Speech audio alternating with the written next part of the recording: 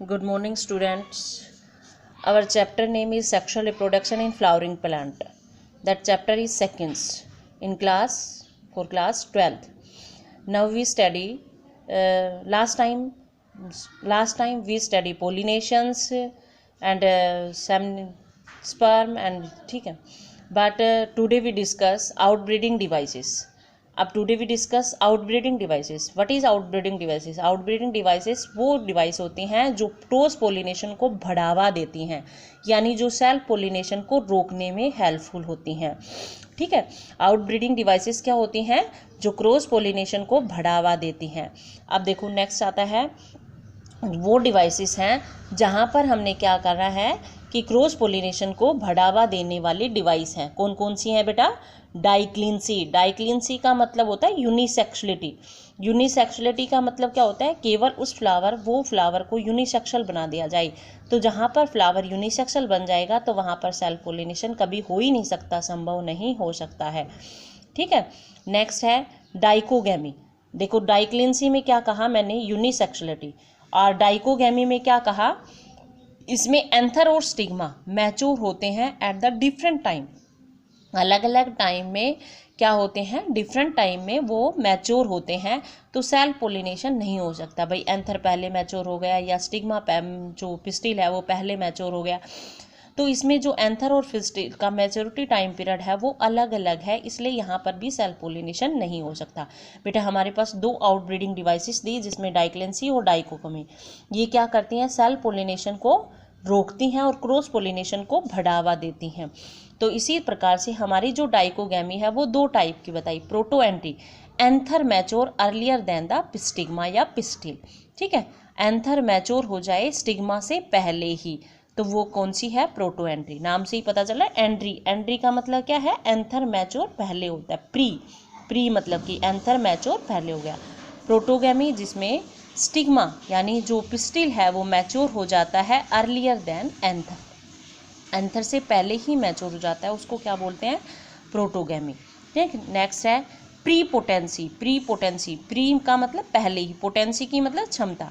Pollen grain, जो anther के जो पोलन ग्रेन है वो जर्मिनेट हो जाते हैं डिफरेंट फ्लावर. भाई एक ही यदि हम क्या करें कि सेम फ्लावर का जो एंथर के जो पोलन ग्रेन है वो उसी फ्लावर के स्टिग्मा पर डालते हैं तो वो बहुत टाइम लगाते हैं, बट दूसरे फ्लावर का जो पोलन ग्रेन है उड़कर आ जाता है उस पर, तो वो आसानी से बहुत जल्दी फास्टली ग्रो कर जाता है. तो प्री पोटेंसी क्या कहा? Pollen grain of anther flower germinate rapidly to the stigma over the stigma that in same flowers than in same flower. कि भाई हम दूसरे फ्लावर को, जो दूसरे फ्लावर का जो पोलन ग्रेन है आकर उस फ्लावर पर गिरता है तो वो जल्दी मतलब कि जर्मिनेट कर जाता है. नेक्स्ट आता है सेल्फ स्टेरिलिटी. सेल्फ इनकॉम्पेबिलिटी क्या है? ये बहुत ही इंपॉर्टेंट टॉपिक है. सेल्फ इनकॉम्पेबिलिटी में क्या होता है? इस कंडीशन में पोलन ग्रेन फ्लावर के जर्मिनेट नहीं होते हैं सेम फ्लावर पर. क्यों नहीं हो सकते? क्योंकि वहाँ पर कुछ सेम जीन होने के कारण. भाई सेम, जैसे एक ही फ्लावर है तो उसके जीन भी सेम है, तो सेम जीन होने के कारण क्या हो कि उस फ्लावर का जो पोलन ग्रेन है उसी फ्लावर के स्टिग्मा पर ग्रो नहीं कर सकता, जिसको हम बोलते हैं सेल्फ स्टेरिलिटी जीन. ये भी क्या कर रही है बेटा? क्या कर रही है? सेल्फ पोलिनेशन को रोक रही है और क्रॉस पोलिनेशन को बढ़ावा दे रही है. नेक्स्ट है हिट्रोस्टाइल. हिट्रोस्टाइल, हिट्रो नाम से ही पता चला. हिट्रो का मतलब डिफरेंट, स्टाइल का मतलब स्टाइल का साइज. स्टाइल किसका है? पिस्टिल का पार्ट है. जैसे हमने कहा था ना पिस्टिल के 3 पार्ट होते हैं, स्टिग्मा, स्टाइल, ओवरी. तो स्टाइल का साइज यदि छोटा बड़ा हो तो वो भी क्या करता है? सेल्फ पोलिनेशन को रोकता है और क्रॉस पोलिनेशन को एंश्योर करता है. तो in this condition style have different size, some have long style and some have short style in prevent self pollination. क्या करता है? सेल्फ पोलिनेशन को रोकता है. आगे समझ में भाई. हेट्रोसाइल ये हमारे पास क्या थी? जो आउट ब्रीडिंग डिवाइसेस थी जो क्या कर रही थी? एंश्योर कर रही थी क्रॉस पोलिनेशन को और सेल्फ पोलिनेशन को दबा रही थी, सप्रेस कर रही थी. ठीक है. तो ये हमारे पास क्या है? आउट ब्रीडिंग डिवाइसेस हैं. नेक्स्ट आता है pollen pistil interaction. Next topic हमारा आता है पोलन पिस्टिल इंटरेक्शन. पोलन का मतलब मेल गैमेट, पिस्टिल तो क्या होता है? Female part.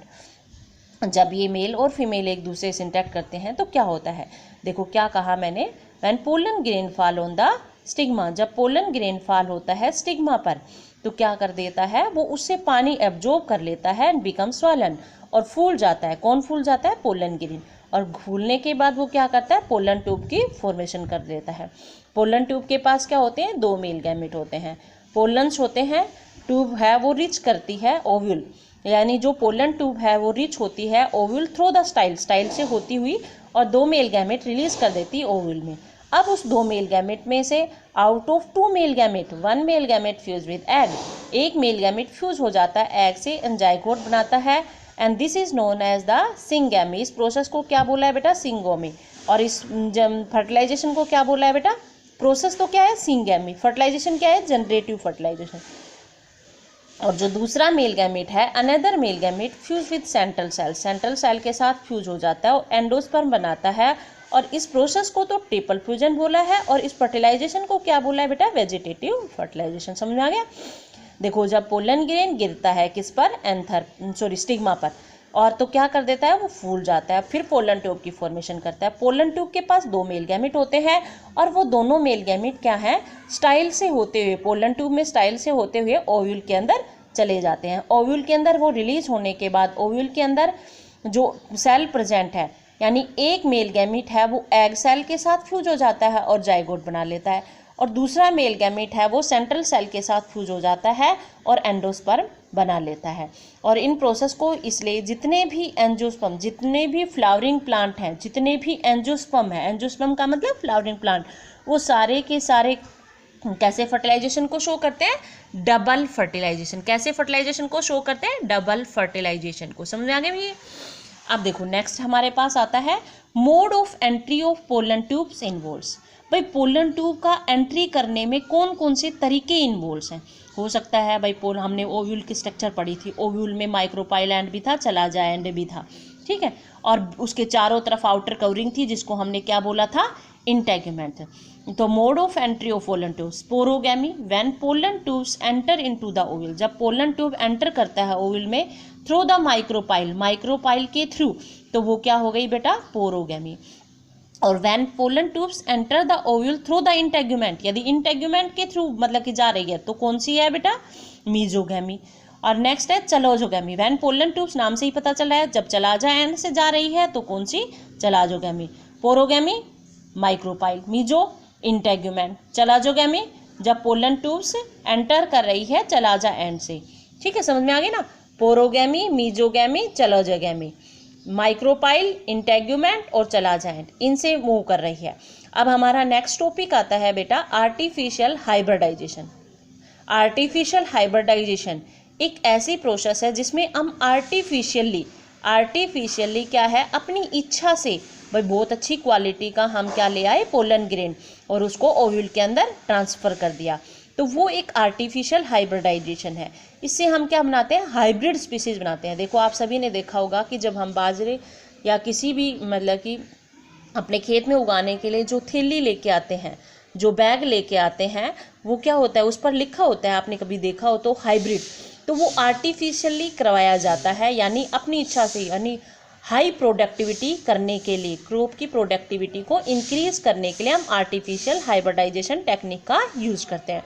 अब उसको क्या कैसे जाता है, तो इसके 2 मेथड हैं जिससे आर्टिफिशियल हाइब्रिडाइजेशन किया जाता है। फर्स्ट बहुत ही इंपॉर्टेंट है, व्हाट इज इमोस्कुलेशन। इमोस्कुलेशन क्या होता है भाई, एक फ्लावर है उसमें से स्टेमन को निकाल दो, दैट इज नोन है द इमोस्कुलेशन। अब देखो भाई उसमें से स्टेमन को निकाल देंगे तो सेल पोलिनेशन तो नहीं हो सकता ना वहाँ।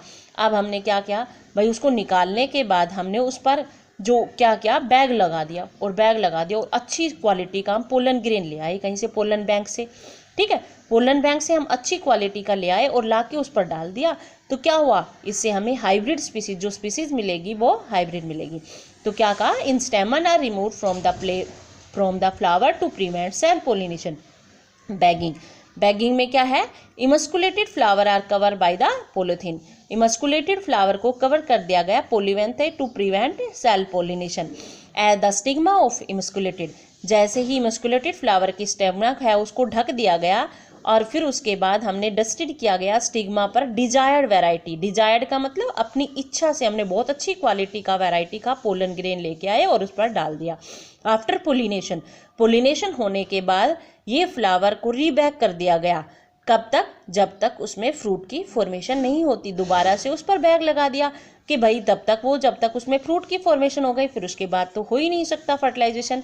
तो इसलिए हमने इस तरीके से हम क्या कर सकते हैं, एक हाइब्रिड स्पीसीज की फॉर्मेशन कर सकते हैं, इमस्कुलेटेड बैगिंग और टैगिंग। ठीक है बेटा, ये था हमारा आर्टिफिशियल हाइब्रिडाइजेशन टेक्निक।